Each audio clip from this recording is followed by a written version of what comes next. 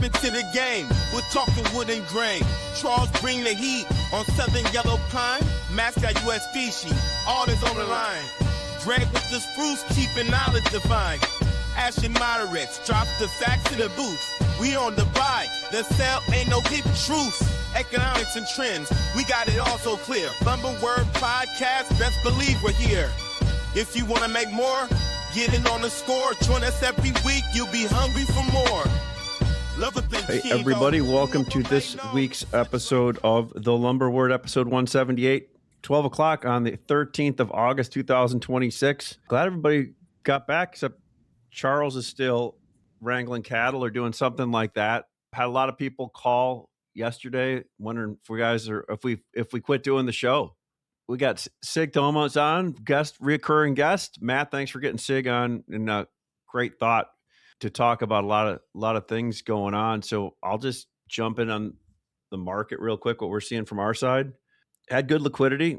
We're buying a lot cheaper every day on key items. Lost a little liquidity today, it seems like, after the CME opened up $15. So all the people that never trade it but only talk about it are sitting around kicking tires and asking questions right now. But literally good liquidity up until yesterday. We've got a big discount on the CME, almost $60. And I don't think that means anything because, as Gregg always reminds me, that wood nobody's going to see for 2 months. But nonetheless, it's still a big discount. And as we were used to big premiums for 3 years, I think the whole structure of the market has changed slightly. And we're going to see bigger discounts the farther you are out in delivery. And Gregg, what does that mean when you see a big discount or big premium? I mean, opportunity is knocking. Yeah. You know what they say, buy what's cheap, sell what's expensive. So, but it's crazy. As I'm looking, it's like, CME's down $100 a thousand in what? 2 weeks? Yeah. 4 weeks? No, it's like it was 664 on July 23rd. So we're 1, 2, 3, 4, 5, 1, 2, 3, 4, 5, 1, 2, 3, 4. Basically like little over 3 weeks.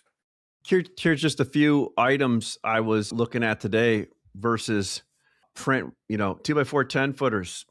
We bought this week $45, $50 under print. 12 footers, $50 under print. 2x4 16s, $40 under print. Gregg, 2x4 104 and 5/8. I mean, we can't even say the number because it's so far below print. It's so far. We can't even say it's too far. Yeah, how much is that trade off? Over $100 in the last 3 weeks. Yeah, it's basically trades the same as the board. It's down $100. Yeah, and I'm sure that the indexes will accurately reflect all of this. And I just want to say that's the challenge in markets like this is that the indexes lag so much that they do the industry a disservice because it just delays the market clearing, right?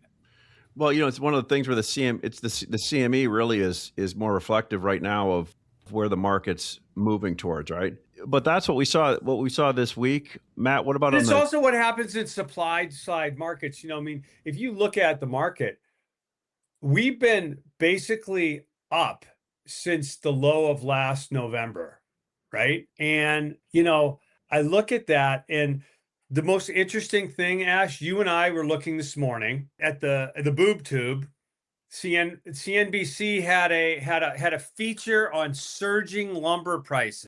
Yeah, the cryon on the bottom said lumber prices basically. Actually, I don't have to guess. I'll read it because I took a picture in there and sent it to Kyle. And I'm like, Kyle, you got to get back on this show because what are your people over at CNBC doing? It says rising lumber prices add to housing challenge. Yeah. That was today at about 9 this morning. It's like 2% of the cost of building a home. Yeah. It's between 2 and 5, Matt. Yeah. But the point is, isn't it crazy how when you're in something, this is why I never like talking to people that are experts at something and giving them my opinion, because especially if I don't know anything about it, it kind of shows these guys have this on the on their show and they're lagging. Just like, there was an article out in the journal last week talking about high lumber prices. And I guess they all start writing these weeks before, right? Yeah.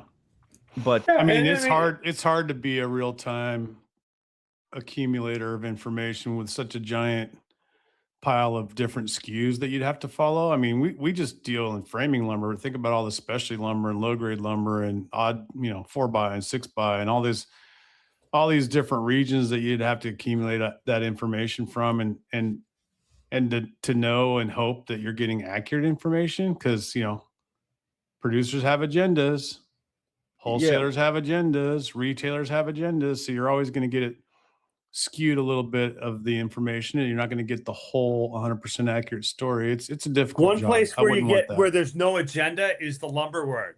Yeah. So let me tell you what's going on in the no agenda in the lumber word. I'll give you my no agenda report real quick. Things are a little bit slower around the room at the mothership here. We feel like green narrow prices have bottomed out. And they were the first thing to get cheap. I mentioned that a month ago, 3 weeks ago, that green was really cheap. It got cheaper, but it seems like we found a level on that on the 2x4 and 2x6. So that probably is done going down for now. And we'll, probably go back up a little bit. The dry prices are still relatively high, but that's not going to last when you've got a future sell off of $100. I don't care what species it is. It's just, if you own a sawmill and you were selling lumber for 600 FOB mill 2 weeks ago, and now the board goes to, what represents 450 mil Canada. You're not going to be selling at 600 mil anymore for dry dug fir. You're going to have to take less. And so all the Western mills, all the Eastern mills, all the Canadian mills, all the yellow pine mills, other than if Charles was here, he could give us the real up to the minute info. But if you're a mill in North America, you're listening. You have to. Your main problems probably are mostly 2x4. That seems to be the item that everybody's staring at and people need to buy, but they're all holding back and waiting and filling in on trucks. The 2x6 is still spicy. Who needs to buy, Matt? Who needs to buy? My customers do. Like I mean, I don't need to do anything. I have choices, right? But I'm running low. I'm running low on inventory. I guess I just look at the customers and I go, okay, so there was a rally into summer shutdowns, et cetera, blah, blah, blah, from, June into July, where the end users probably beefed their inventory up a little bit. And, now that's coming out. I have the sense that, business has slowed a little bit out there. And so that I'm bringing a question. Do they quote unquote need to buy? Is like, what does that mean? I just don't understand, it depends on your perspective and your agenda, right? If your agenda is to keep your inventories low for the rest of the year and keep churning inventory, which has sort of been the plan all year for most of the big retailers, they just buy what they need, move on and rinse and repeat next week. Well, they're not going to stop doing that. And based on the percentage of orders I'm getting, so then you're saying they don't need to buy, right? No, but the guys that supply them do. I'm running low, I have half as much inventory and it's dropping like a rock. And here's the one thing that's changed in the last 2 weeks. 2 weeks ago, I was getting half the orders I quoted on trucks because other guys were getting out of their stuff they own. They were harvesting profits. They were just getting squeamish about August and they started doing what you guys did, selling more wood than you were buying, right? We all did that. Well, I wasn't getting all the orders. I was getting half of them or less. And that meant that somebody was undercutting me or they had something a little bit fancier or nicer than I had. Now I'm getting all the orders I quote. So that means that all the guys that were cheap and be busy 2 weeks ago, they've done their deal. They're done. They don't have any more wood they just have to take naked shorts now. And I don't think you want to take naked shorts after $100 sell-off, right? I really don't. So I do think that the field inventories at the wholesale level have been thinned out quite a bit. I know that's true because I see my reports and I'm sure that I'm not alone, right? I bet your inventory is down a little bit. You too.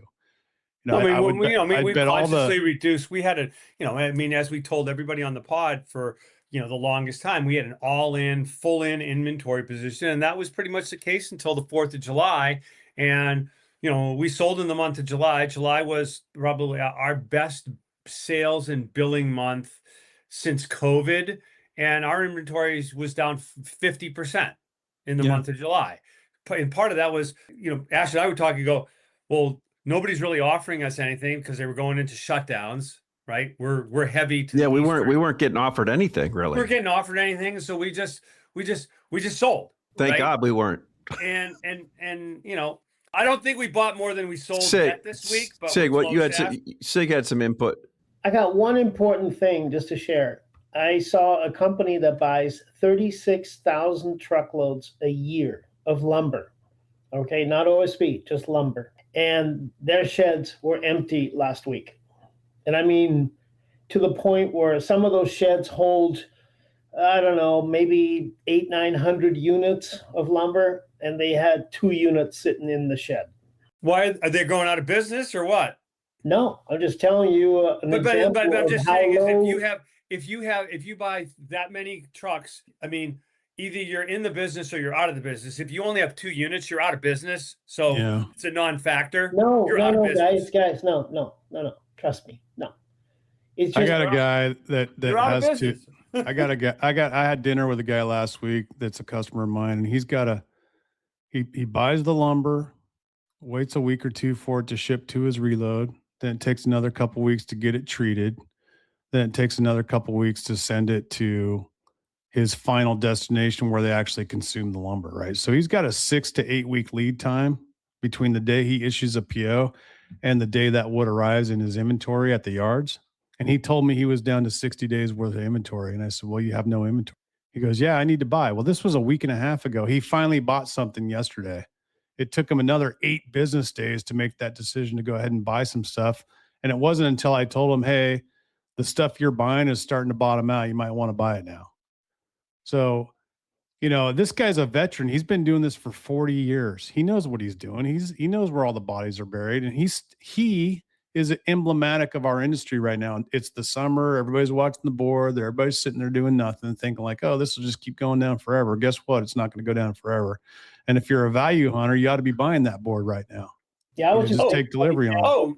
I was just making that example, Greg, of an operating company that highly speculates in southern yellow pine up and down. And they, when Memorial Day hits, they want to head south with their inventory. And when Labor Day hits, they want to have the sheds full. So it's a market trade. It's not a going out of business or anything else. No. I mean, I just saying is if you're in the yellow pine business, right now, I mean, you want to be buying and be willing to buy more. I mean, we're back down on yellow pine prices. We don't have our yellow pine guru on today, but we're back down approaching the numbers that we were last fall, where we told people that, hey, you should buy this. And, I remember 2x6s, they're sub $300 FOB mill. We said you should load the boat, and that price doubled in the next 6 months.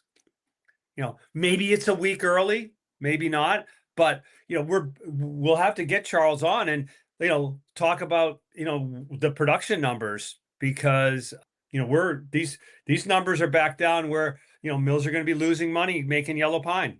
Unless they're still losing money making spruce right now. I think U.S. West is the only region that's making any money. Unless it's like the title you were talking, Greg. Are we in 2008 again? Where? Oh yeah, let's talk about that. If that's let's go first of all to OSB. Sig, OSB, like we've never gotten any feedback on OSB. What's going on with OSB? Yeah, just feedback on yellow pine. Break even's roughly 400, okay, depending on the mill and how much debt they have and all that. So yellow pine is still making money. It shows by Interfor profits and other people's profits, West Fraser, etc. They're making money in yellow pine. They're losing their butts in spruce. I mean, spruce break even is 700 if you count the duties and everything else. And, they're trying to sell at 500 if you want to use round numbers. So, spruce is detrimental to them, but they make enough money in yellow pine to make up for the losses. Yeah, OSB, generally speaking, we have some situations going on that the buyer needs to be aware of. There's plenty of OSB in the South in the United States, but Canada, with these new tariff talks of another 14%, I believe, okay, don't hold me to that, that some of the mills have either shut down or are not quoting out of Canada, trying to stay as much as possible inside Canada. So we have two markets. And the West Coast doesn't like Southern Yellow Pine OSB.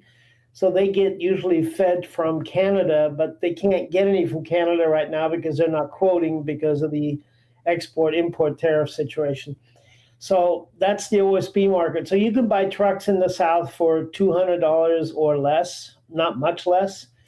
And in the West, you have to pay almost close to $350 to buy that same product on trucks. So that's the situation in OSB. They don't have big order files. It's business as usual, but it's not good business. They have to take counters and all that stuff. So that's one of the problems. And then, of course, we got trucking on top of it, right? That makes it difficult.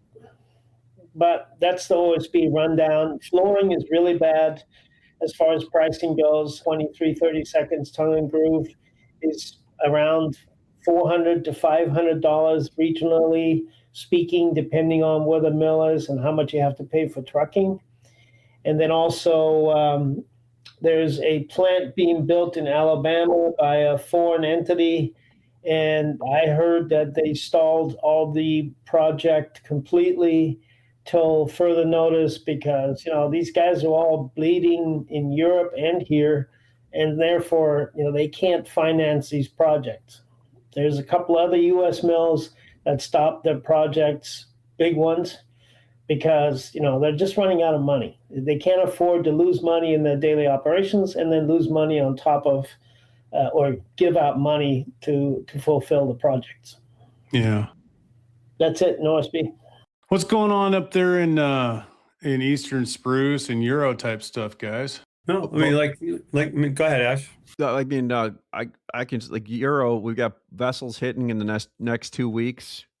I'm beginning to think it was hard for some of these buyers of Euro to price it, and I'm wondering if some of them did. There's some Euro buyers that just take a number and then tell the mill what they sold at. It'll be interesting to see how much comes out, how much is coming in, and what it is, what the price is. But the market was lean. The on-ground inventory at the ports for late June and July was very, very low. The higher prices led them to load up a little bit more wood that's going to be hitting here over the next 30 to 45 days, I believe. We'll get a better update. We got a call with a couple people tomorrow, and so we'll have a little bit better sense on that. But they react quickly, and now the price is adjusting back down. Now I can tell you that at least one of our suppliers isn't going to ship at the numbers that we're at now. I mean, in the East, Matt, has come. It always surprises me, even though I know how quickly some of these prices can adjust.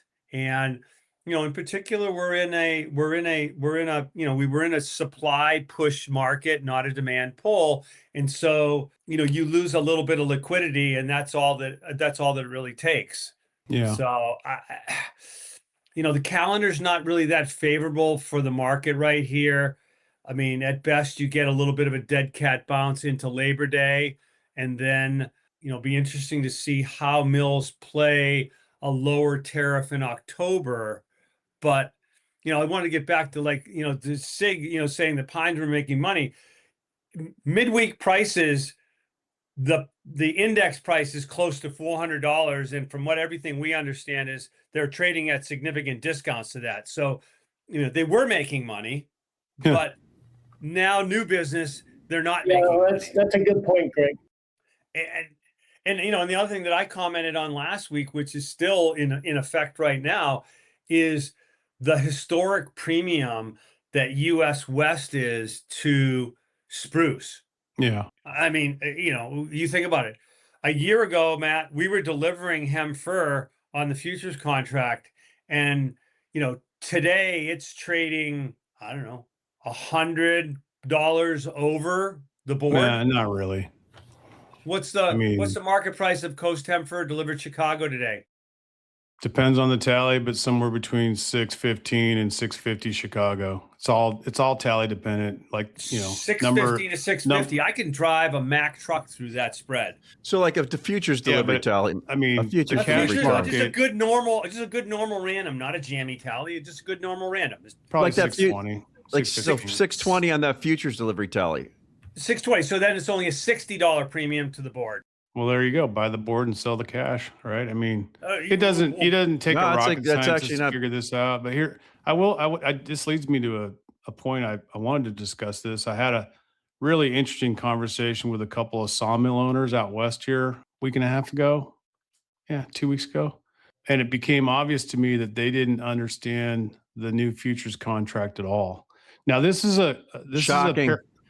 Well, these are guys that they're no dummies, and they have shipped the board before. So back in the late 90s, early 2000s, you could ship Western species on the car contract. Yeah. They put a kibosh on that sometime in the early 2000s, and they made a line across the top of the Cascade Mountain Range and said anything west of here you can't ship it. There was like four mills that could ship for. Yeah, well, this is one of those mills. Yeah. So I'm talking to them about futures, telling them that I think it, obviously the board at the time was closer to 650 or 640 than it is now. And I was telling them, like, I think, if you guys were in the board, that'd be smart. And basically, I was just giving my advice, tell them, selling ahead at these kind of numbers, probably good price. And because that's what I was doing at the time, right? So we talked about it. Gregg, you were doing it. I was doing it. I mean, I think people that hedge saw that as a good hedging opportunity. I was trying to make the case to the sawmill owners that it wasn't a good hedging opportunity. It was just a good selling opportunity. It's just a good price. And they're like, well, we don't understand how to do it. So I walked through the whole process about how it's a 4-to-1 contract. You got to buy 4 trucks and ship 1 car, or sell 4 trucks and ship 1 car. It became clear to me they absolutely did not understand anything I was telling to them about the mechanisms of doing an X-pit. And so I'm going to use this short bit of time here to just plead to all the upper management and mill owner guys and hedging guys and anyone that can sell the board and ship it or buy the board and take delivery on it. If you aren't doing this because you don't know how to do it, call me. I have a lengthy email. I can show you how I did my exact last trade with the Canadian mill in July.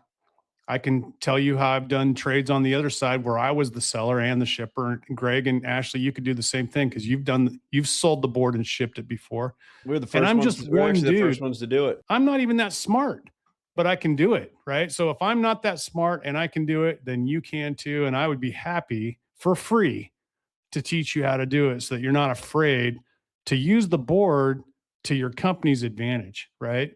You get a few opportunities a year.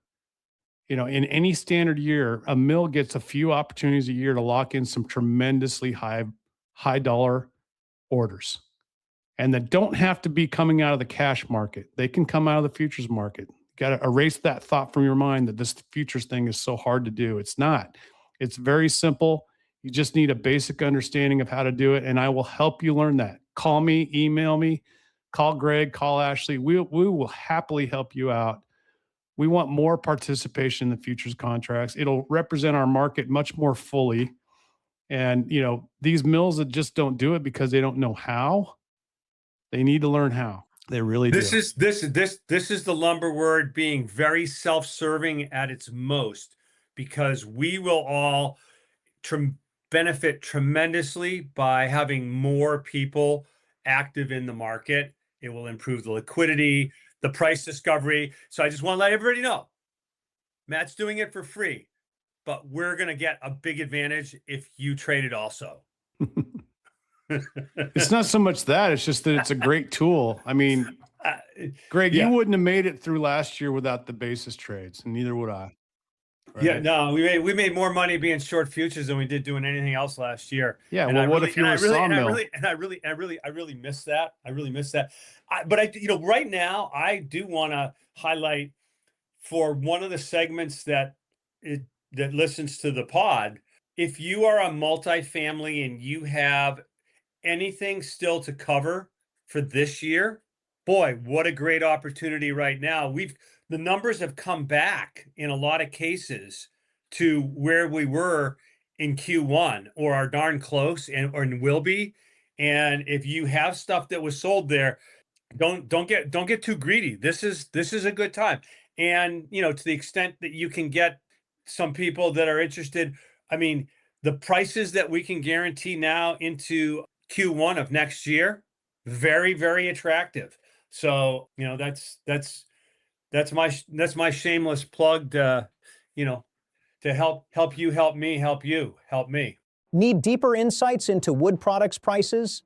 At Fast Markets, we track over 1,600 price items to help you understand the narrative behind the data and market trends. Our team of experts brings years of institutional history to every price assessment and market report we deliver. From harvesting to housing, we cover every link in the supply chain to provide a complete picture of market dynamics. Use our forecasts and analysis to stress test your strategy and stay ahead of volatility in these critical markets. Stay informed and make better business decisions with Fast Markets. Go to fastmarkets.com/lumbertalk to learn more.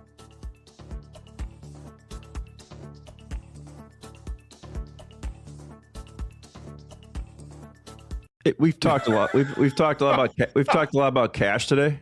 And Matt, you brought up a good point. And somebody asked me today on a call. The sell-off is big in 4-inch, right? 6-inch somewhat, but I mean, we still sold a lot of 6-inch, especially straight lengths and certain things that I feel high numbers yesterday. 8-inch, we sold whatever remaining we had on that. We don't trade a lot of 10 and 12-inch. There's not much wides coming over on any Euro boats. So it's been a big 4-inch sell-off, it feels like. I think the market's tighter than people think, and the futures market is painting a sloppy picture. But I think, field inventories, I was just down in Texas last week. I looked around and still the same thing. Nobody's carrying much wood, lots of plate appearances. If you hold inventory and you need to sell it, you're going to get opportunities to move it. And if you're a sawmill, you're going to have to go through the summer doldrums here for half of August, and you'll probably get a significant rally. When you get $100 sell-off in a short, violent period of time like this one, you usually get a rebound. But even then, I would say you use that as a selling opportunity for the rest of the year, because I think we're going to see, 550 is sort of a bottom here, right? It's a make or break type of number. We go below 550, you're going to start seeing more shutdowns announced, and you're going to have some problems. Are you really? I mean, Matt, I'm not. It's 240 mil Canadian, dude. It's terrifying. It's like the Yeah, but they make money in yellow pine. It takes, hey, we have logs. We have to cut those logs. We have to make that decision. And I mean, BC production is already down 65 to 65, 70% over the last 5-6 years. And we have a lot of I don't know. And I was in that camp, Matt. I covered, we talked about this last time. I covered the shorts. I covered my short futures, when we went to like a $40, $50 discount, and now the market's dropped down $20 from there. I'm going, hey, where should I be a buyer of the board? And I'm like, I'm saying, hey, it's on the trend line, 560, 550. That's a good range. But then I did I kind of circled all of a sudden last year's low of 525. Yeah. I mean, markets tend to overshoot, right? I think if we go down to 525 and languish down there for a while, you will see more Canadian loss production. I think the West Coast mills are going to keep running. They've got logs. They've got money in the bank for this year.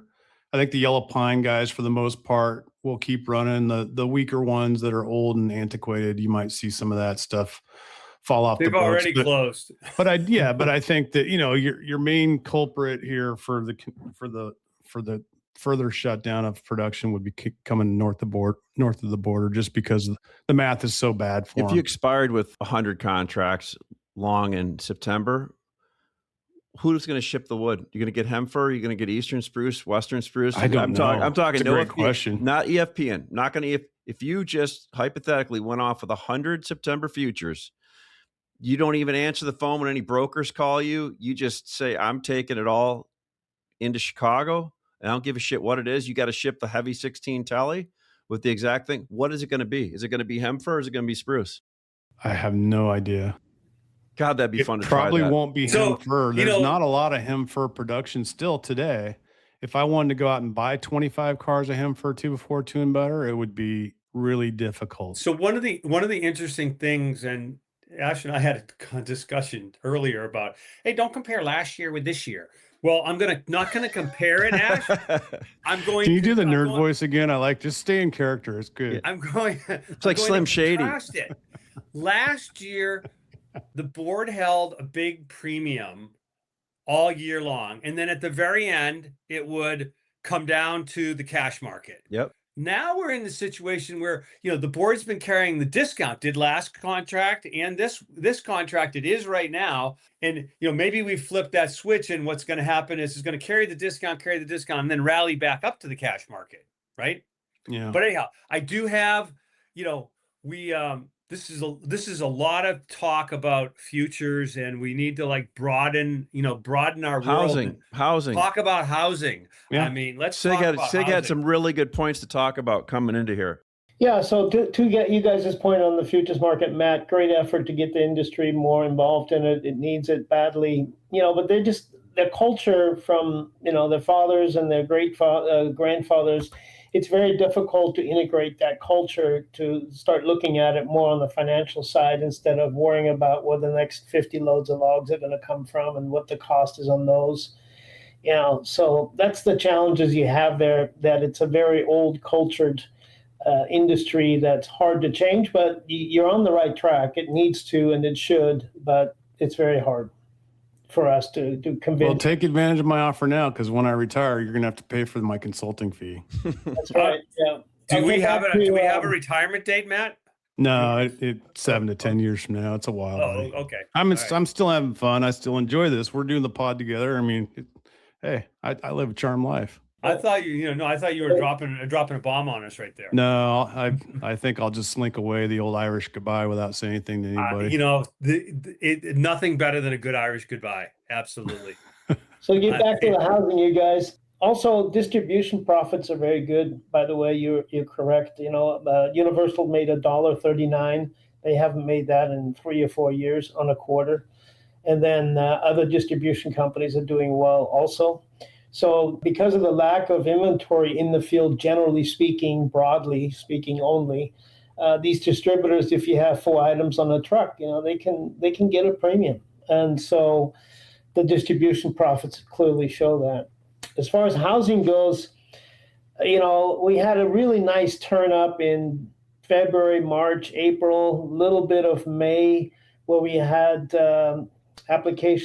mortgage applications climbed pretty good all the way into June, and then they just fell off. And that's what we're experiencing also.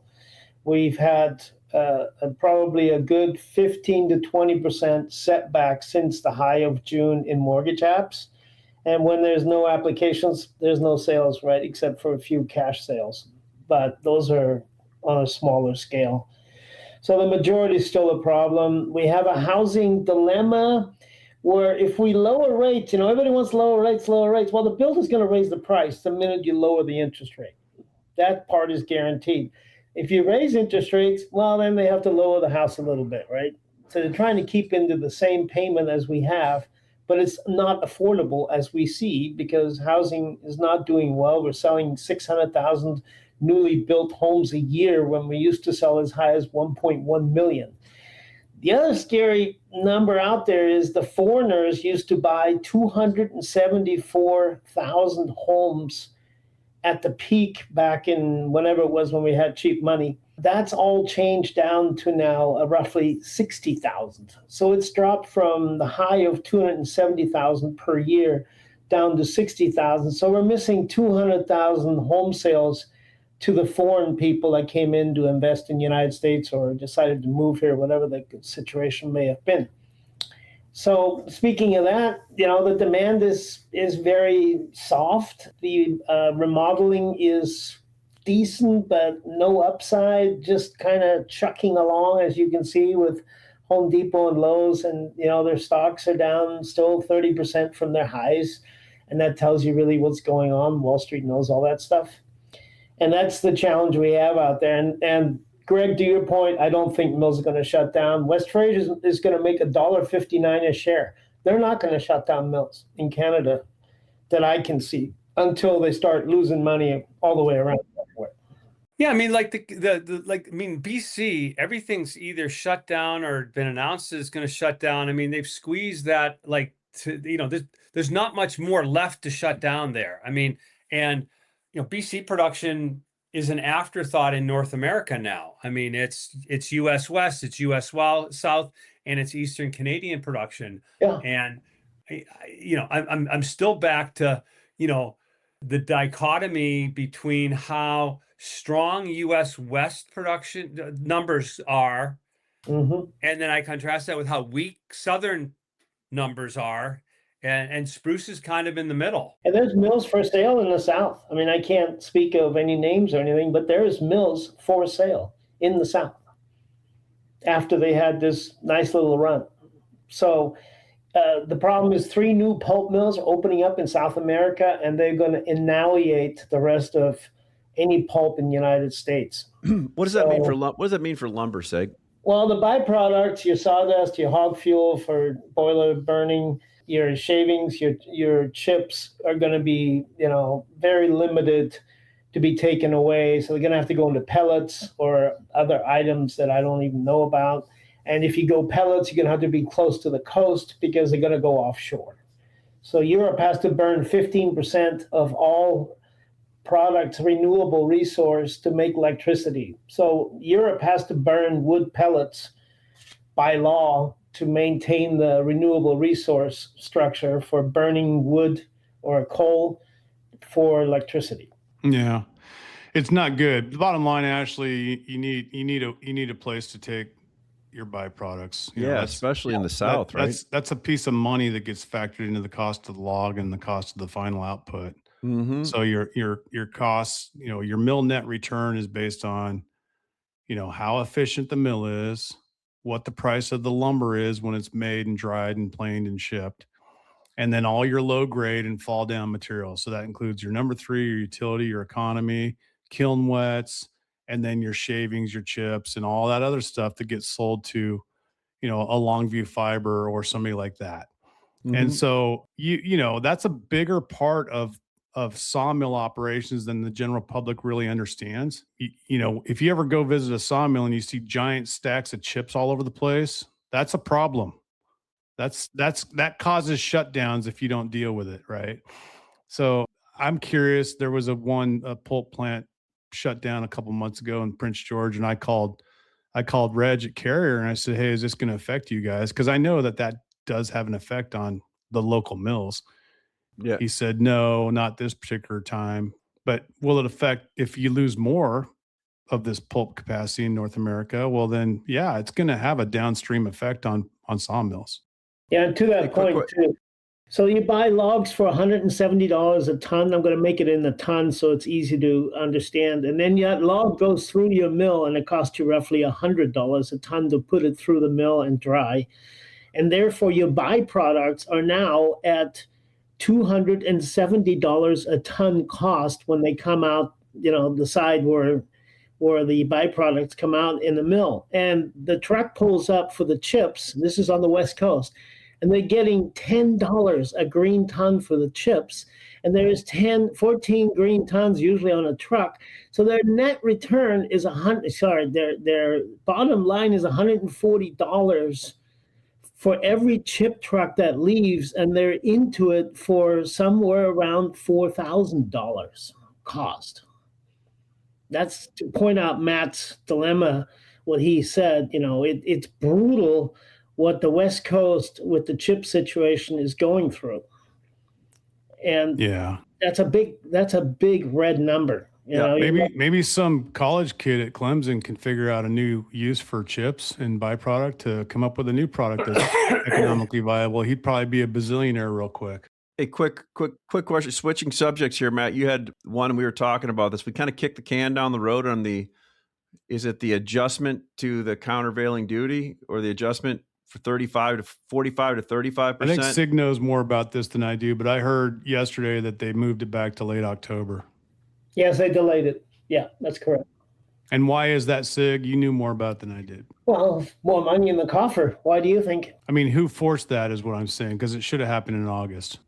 The International Trade Commission probably got influenced by somebody that, No, it was the government shutdown. Is like the earlier, like in the year when we had a government shutdown. So then they just said, well, we weren't working all this time, so we can't get it done in time. That's how convenient. It's somewhat like sometimes things that we ask our back office for. It was a holiday, so it's going to be delayed for a couple of weeks. Yeah, Sig, Did I say that out loud, Ashley? Hypothetical question. I came into Gregg's office here and was talking about it. Was laying awake thinking about it the other day. So, like the anti-dumping, that this is just speculation on my part. So I don't want the coalition or anybody coming after me. But the anti-dumping part is basically somebody saying, "Hey, you sold your lumber too cheap, right?" Okay. Well, and they use a mechanism, they use a index-based print to determine if you sold it too cheap in a way, right? Well, they look at financial statements and they say, hey, you lost, so many $100 million. So why don't more people, you only do that because you're selling too cheap. So right? let's just make this extreme example. Why doesn't every Canadian mill just deliver everything into the futures contract or EFP it and say that we set our price based on a US owned commodity exchange that you can deliver US species and Canadian species on, and the price was set by speculators, hedgers, and everybody. It wasn't set by an index. And they could make the argument that the anti-dumping is out the window because we used a CME contract to set the price, and we didn't set the price, and we delivered into it. Yeah, you're 100% correct. The challenge is when you come to my country, what am I going to do to you when you cross my border?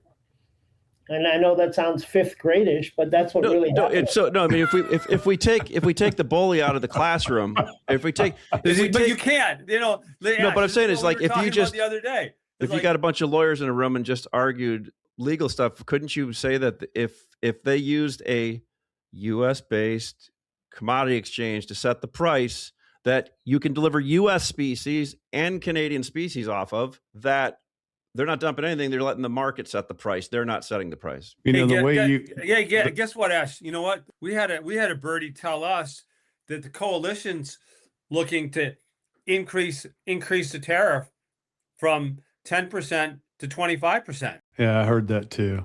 I mean, and this all comes back to, when I had like little kids, they would say, "Well, that's not fair." And my response always was the same. Right. Yes, you're right. That's or the fair. Little kid on the other side that always says, "I want more." Life's not fair. And I say, hey, and it goes back to the golden rule. He who has the gold makes the rules. Well, and he who has the country can say what comes in and what doesn't come in. Yeah. Or how much it costs to come in. But to your point, Greg, and everybody else, the United States is clearly heading for manufacturing. So they're implementing all these extra costs for importers to come into the country so their local manufacturing can raise their price and build more plants because they make more profit. And that's the change we're going through. I don't care how you look at it, whether it's right, wrong, yada, yada. Fair. What America is doing right now is they want to be in manufacturing and they don't want to import like they used to.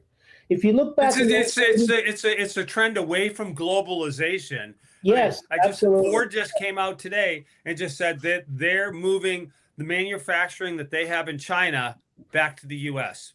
Yeah. China. Yeah, China. China. We're going off the rails here. Yeah. And, actually, to your point, hold on a sec, Greg. Yeah. To your point, back up, the lawyers and all that stuff talking about, that's actually a genius idea. That'll never happen because nobody knows, going back to my original point, everybody has run away from futures as though it's some they should look jigsaw at that. puzzle. They should look at that because I think you could make the argument, in my opinion, this is just my opinion, that it's not anti-dumping if I let a futures exchange set the price and I just deliver it into the mechanism. No, I mean, if you had 100,000 trades in this contract instead of 10,000, yeah, for sure. Yeah. But then, it would totally change our industry too. So, what role would a guy that buys lumber on spec and ship rail cars, buys from sawmills that he's got a relationship with, that kind of thing, or even me just buying inventory to go to my reloads, or you guys doing the same thing. You would just have to go by the board and just get what you get. It would be I different. mean, it would really change the nature of our industry if a lot of lumber was delivering into the board instead of just through a phone call. But yeah, Well, it's a good exercise in your mind to think about for sure. I mean, and the hallmark of a really good functioning futures market is that there are zero deliveries. I mean, the futures market's not meant to be a delivery mechanism. It's meant to be a price determining mechanism. Can you And explain so- why? Yeah, you could EFP then. Well, No, I'm just saying is that it's meant to be a Settlement. price determining mechanism, not a delivery mechanism. That's right? why you We have a delivery mechanism. convergence. It's called issuing purchase orders. It's We- perfect reason in the way that they used to discourage it is if I EFP, I get a probably $10,000 to $15,000 a better price on freight than I do if I take delivery. $10 or $15 per thousand. Per thousand. Yeah. So, Yeah. I mean, you're not incented to actually shut your eyes and even when we were delivering the hem fur, we were to say, hey, let's deliver it. But the better deal was EFPing it at the end. When I got it a comes funny down story to it, about that, Ashley. Years ago, Kip had 20 cars to take delivery on to put into the basis pool. Our Yeah. friend Kip, who's been on the pod many times, and he called a mill that I won't name, but a mill that everybody knows, and said, "Hey, we've got 20 left. We were the last ones in the board." And the guy goes, "Well, I'm not in the board anymore. I can't help you." So then Kip called me up and he goes, "Hey, what are we going to do? Nobody's raising their hands saying that they're in the board. I go, "I don't know. What do you want to do?" He goes, "I'm just going to stand for delivery. And we'll find out who's got the wood, and they'll just have to ship it through the board," which is a terrible, painful process, like you just talked about. Lots of paperwork, more costs, more time. It's a well, it pain should in make butt. the price move significantly too, right at the last minute. Well, it was already closed. It expired, okay. and it was like 3 days after expiration, and everybody's out of the board apparently. Well, we still long 20, and we're going to take those cars. We wanted them for inventory. And so Kip tells me, "I'm just going to stand for delivery. Then I'll just tell the CME that we're just going to take them the old-fashioned way through the board, right?"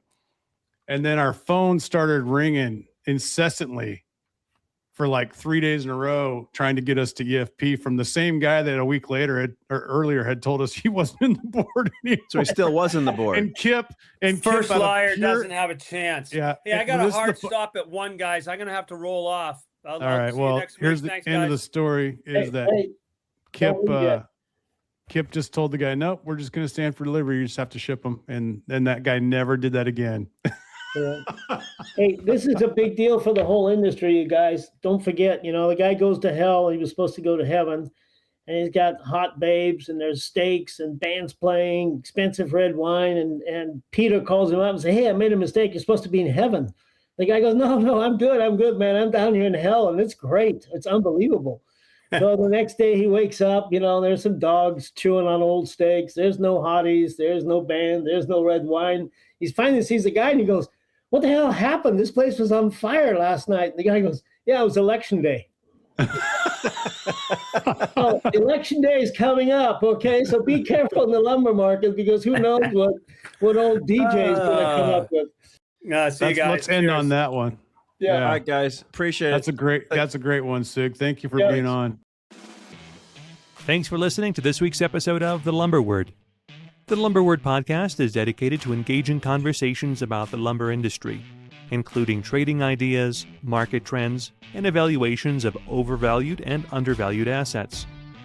We wish to emphasize that the discussions and opinions expressed in this podcast are purely for informational and entertainment purposes. They should not be considered as financial or investment advice. We encourage our listeners to make their own financial decisions, taking into account their unique circumstances and financial goals, and to seek professional financial advice if necessary.